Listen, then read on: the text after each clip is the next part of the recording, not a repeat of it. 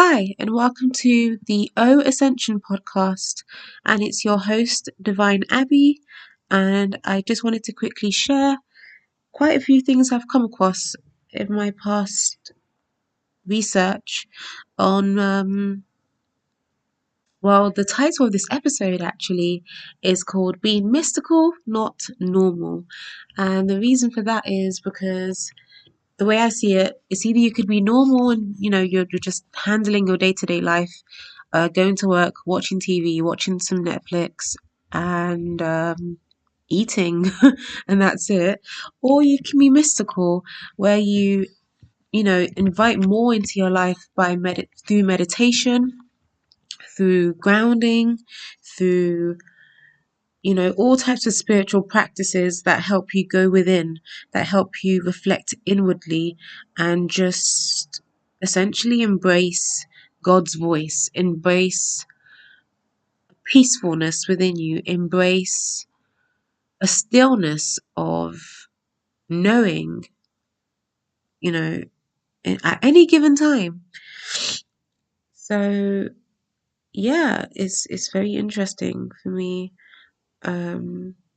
What I've come across, and I'd like to share the spotlight quote of this episode, which is by H. Spencer Lewis, and he said, "Within us are powers and abilities waiting to be fanned into brilliant flames," and that's how I see it. A lot of people would say mysticism is the basic foundation of any spiritual religion or practice or tradition, and it's true. Um, I mean, not many people, I would say, within the ATR tradition, at least over in Africa, would I would say specify meditation as a practice they do. It's more so what they do is meditative. But that's just my 2 cents on it. Yeah, so basically, if I was to also draw it to, if I was to connect all of this to the wider scope of the New Age practices we follow, it would be the Hermit card in Tarot. Um, he's all about introspection, but also about finding your light. It's finding what matters to you, it's finding what you become enlightened by, and also just going on that spiritual journey with yourself and God, creating that actual connection and relationship with God Himself. I'd actually like to share uh, a dialogue that Marguerite Perret had with an attribute. She chose reason for this one, and I found that interesting. Well, yeah, it's just interesting, these type of dialogues where you're talking to an attribute or you're talking to an unknown person who speaks on behalf of an attribute. Um, and it's sort of like worded in a way of like it being God's voice essentially. But yeah, it's cool. It's quite cool. Um, so she oh so it was a dialogue between reason and love. Reason asked, "Are you saying that the soul has no will at all?" And love replied, "Truly, no. For everything that she wills, by her consent, is that which God wills that she would will. And this she wills, so that the will of God may be accomplished, not at her own will, and she cannot will this herself, but it is the will of God that wills it in her. And so it is clear that this soul has no will at all, that she has to will." I read that, and at first I was like profoundly amazed, like, oh wow, we don't have a will, and that doesn't make sense to me. Because as I read it, I was like, yeah, I think you're meaning like by God willing it within us, we are using our higher will. We are exercising essentially the prayer in Our Father, pardon me, in the Our Father prayer. We are essentially practicing the line, may your will be done on earth as it is in heaven, but through us, essentially. And so basically, it's like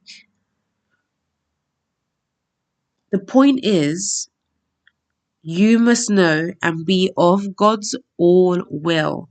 So he has an all will, like he knows the will of everyone and also can have he possesses a will that serves all people, that serves all parts of our universe.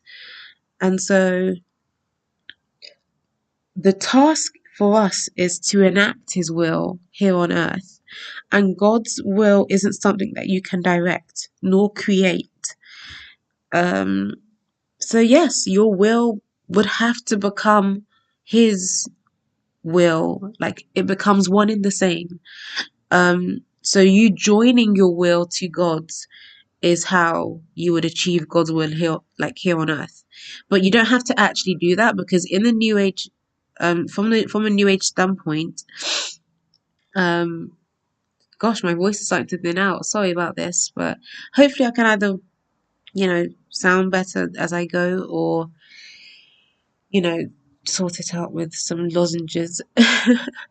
um, but yeah, as I was saying, from a New Age standpoint, you have a higher will, and that's what is contrary to this quote. It's not that you don't have a will at all. It's that you have a higher will that God has bestowed you with, and it's in agreement with God's evolution strategy for energy. And that is to learn your lessons, transcend and lower your sorry, that is to learn your lessons, and in order to like vibrate on a higher vibration and evolve with energy that's very powerful, very high in vibration, very light, you would need to learn your lessons and transcend your lower ego and shadow. And that's something that's in Jungian psychology. um, and so yeah, it's essentially about there being a greater purpose for more of a high vibrational life. Um, and that's what God is trying to spread and have grounded for everyone. And it still serves you, like it serves everyone, to be a benevolent willed being.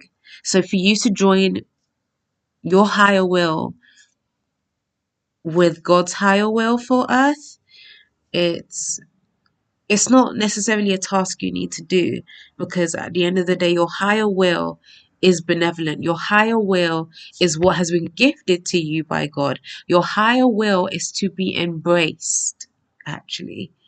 That's actually a better way of putting it. So it's not necessarily to join your will to God's, it's to embrace your higher will that has been bestowed to you by God. And then that way you are actually living up to your soul's standard of living. You are allowing there to be harmony with your will and God's will. So essentially what you want and what God wants. That is the harmony that you would be grounding with being mystical and not normal, with meditating and not just procrastinating and escaping and being over functioning. Um, so yeah, it's very interesting being mystical and not religious, especially too, because, you know, the whole idea is mysticism doesn't require a creed, dogma, or third parties. It does require discipline though, and that's because you you have to be intentional with fostering your divine reality. You have to be intentional with what you seek. You have to seek God's truth. You have to seek your higher will. You have to seek your inner God voice that will guide you every day into a life that will have your steps be blessed, benevolent, and also serving your highest good. So, God has no religion. God is right. And that's like the core principle of mysticism, right? It's that God is, and God is for all people. God is accessible, and He's accessible in you. He's accessible through you. He's accessible, um, you know, with the truth that um, abiding joy comes to those who are still in the mind. They become one with God. And that was from the Bhagavad Gita, Lock 86. Yeah, so a mystic seeks to know universal oneness, which is manifested in the absolute God, the divine spirit, the cosmic, but also experience this wholeness and go on a quest for the discovery of self personally, and is also able to translate the experience into a practical application of living. Um, it's to grapple with questions such as, who am I? Why am I here? What is my purpose? From within, rather than seeking something outside of yourself. And it's interesting how we have to, kind of understand this universal oneness, because it's almost like by connecting to God through mysticism, through a a meditative contemplation of life and just the purpose of all things existing, it it is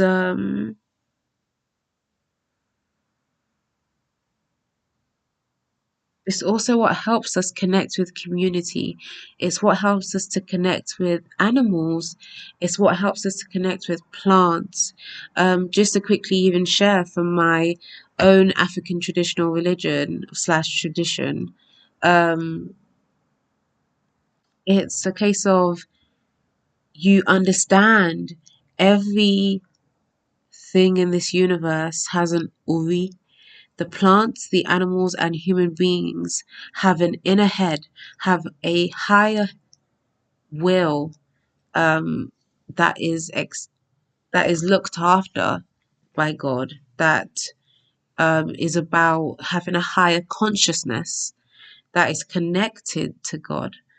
Um, yeah, so that's kind of what I was speaking to. It's about expanding your consciousness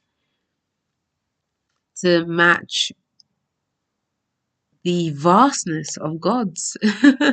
um, it's quite a feat actually to do that, and you can do this by looking back on your past, um, and meditate and contemplate on your future to discover peace, enlightenment, and master your mind and spirit. It's about mastering your mind and spirit. That's what mysticism definitely grounds, and also allows you to be mystical and not normal. um, Important truths are learned only in silence, said Louise Claude de Saint Martin. Um, Louise Claude de Saint Martin was the one that said that. And yeah, so what can we take away from this? It's that meditation is crucial, silence is crucial, and it's the key to wisdom, it's the key to enlightenment, it's the key to connection, to unity within yourself and the world in a harmonious way. It's about the purity of thought. And we must remember that we must chase God. And that's definitely something that um, I think some people struggle with. I think because it sounds like an active, you know, task, it can seem daunting, or like if you're not seeing results quickly, it can be off-putting. But when we say chase God, it's more so like you're finding God within yourself. It's more so about finding Him. And that's why they always say, like, they describe people who seek the truth, like, they're truth seekers. You're a truth seeker. You seek the truth. You seek the light of the world. You seek what's helping us ascend in energy.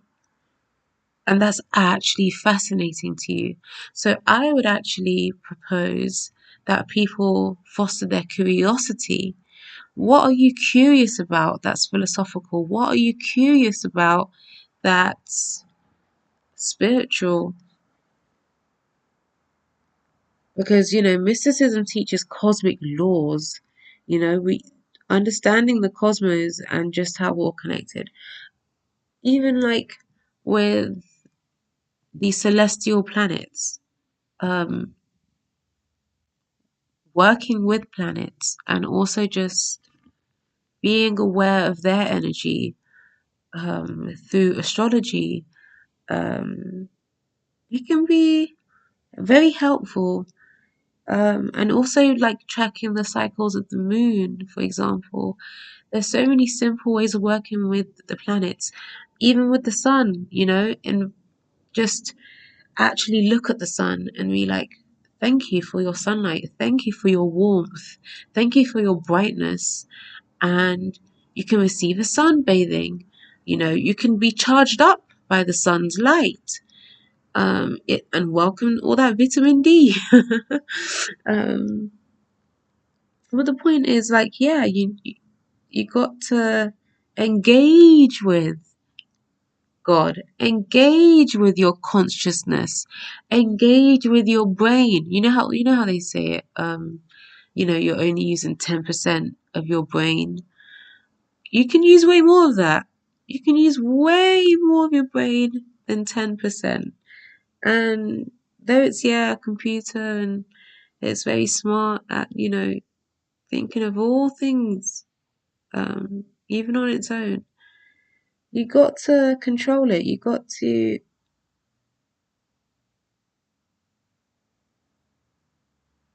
essentially master your mind and spirit. Yeah. So yeah, it was lovely to go over this because it was quite a crucial philosophical um, you know point to be made. But yeah, thank you for listening. It's your girl Divine Abby, and peace out. And also join me for the next episode. See you then. Bye.